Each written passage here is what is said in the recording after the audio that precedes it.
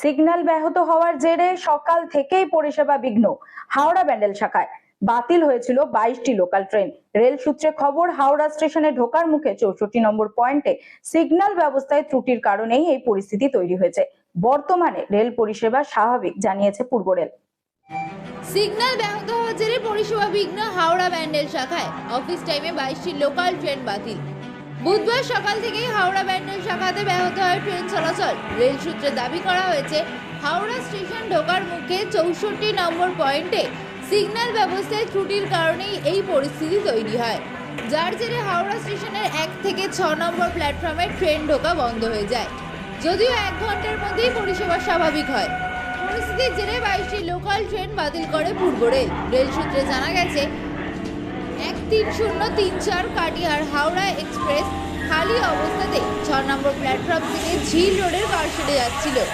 ওই লাইনে 90 নম্বর পয়েন্টে ফেটে যায় ও সেই দুর্ঘটনার জেরে 1 থেকে 6 সবকটি প্ল্যাটফর্মে ট্রেন ঢোকা বন্ধ হয়ে যায়।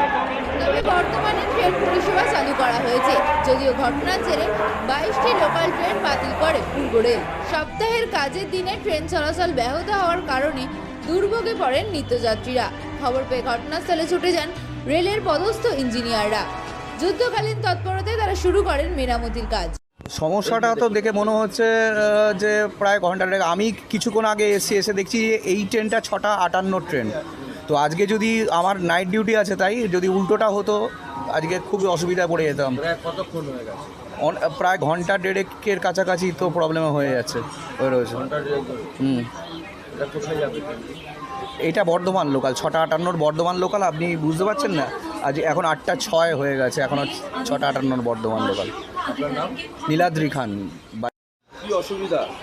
অসুবিধা বুঝতে পারছি না, তো ট্রেন যাচ্ছে না, এটাই এসে দেখতে পাচ্ছি যে সব লোক তো ঘোরাঘুরি করছে যে ট্রেন যাচ্ছে না।